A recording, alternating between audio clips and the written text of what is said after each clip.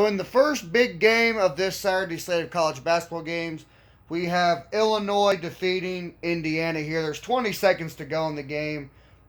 Illinois is up 74 to 57 right now, and it looks like Illinois is just going to run it out. Yeah, they let the shot clock violation happen, giving the ball back to Indiana there. But this was actually a really good game for the most part of this. The final score is not going to indicate that, but this actually was a very good game between two Big Ten schools here. Illinois really flexed their muscles, especially the last 10 minutes of the game. They really started to flex their muscles. And this was actually a game that, for the most part, Indiana, for the most part, led. I think they even led at halftime.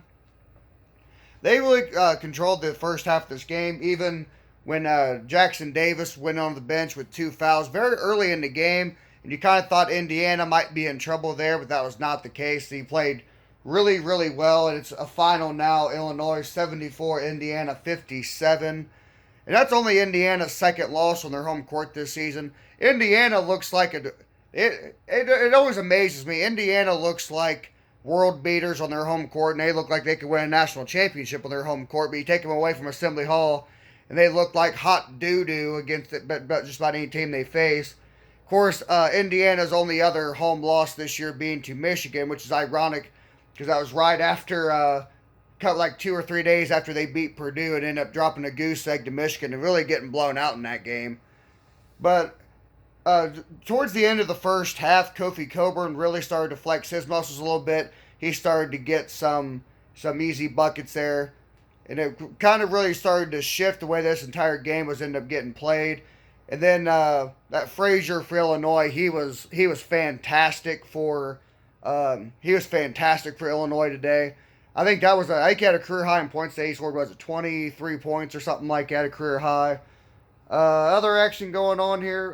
Tennessee is actually in a dogfight with South Carolina right now. Tennessee is up 36-32.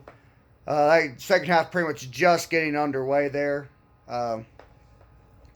But one thing that Indiana should take away from this, Indiana can play with just about anybody in the country. That Jackson Davis for them is an absolute beast. Like I said, this game could have been a little bit different if he'd gotten to play the whole first half, maybe. Because, like I said, Indiana really flexed their muscles, and they were a better team than Illinois in the first half. And I just thought the way Indiana played, if they would have had Jackson Davis, they might have had a pretty big halftime lead, maybe even double digits. But like I said, it was just a tale of two halves there in that game. Indiana showing why they are leading the Big Ten. Once things got hairy, once Kofi Coburn got going, and once Frazier got going, Frazier was a revelation for them today, and that really was the difference in there. Indiana just didn't have anybody to match Kofi Coburn, just period, point blank. They had nobody that could even match up with him size-wise, and for the most part in the first half, they did defend him well towards the end of the first half. But then the second half, Kofi Coburn does what he does best, and that's just dominate the post. And that was one of the big reasons why Illinois ends up coming away with this game. Right now here, kind of surprised, Texas Tech is down 7-2 against West Virginia here. Some other big games of the day. I'm really excited about the Baylor Kansas game coming up at 4 o'clock. I think that's going to be a phenomenal game. And of course, we all know that Duke, North Carolina always delivers there. And of course, you got Kentucky and Alabama at 8 o'clock. That could be an amazing game depending on which Alabama team shows up. Is the Alabama team that beat Baylor going to show up tonight, or the Alabama team that lost to Missouri going to show up tonight? But I think this is going to be this is one of the best slates of college basketball that you're going to see on the year. And Villanova already getting a top 25 win over UConn earlier. They really dominated UConn in that game, which was kind of a surprise. So far on my betting lines, I am 1-1. I have 5 bets going today. I took Illinois in the points, and I actually took Florida State -2 against Wake Forest. I thought Florida State would end their 3-game losing streak at home to Wake Forest.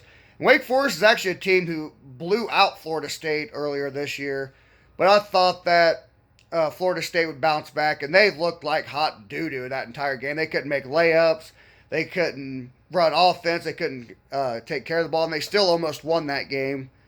But I swear to God, the only reason that they were only down 4, I think they were only down 4 at halftime, and I swear to God, the only reason they even had points is because they forced 10 steals and had those points in transition. But I'll go ahead and I'll catch back in with you guys in a little bit. I think this is going to be a really great day at college hoops, and I can't wait to talk about it.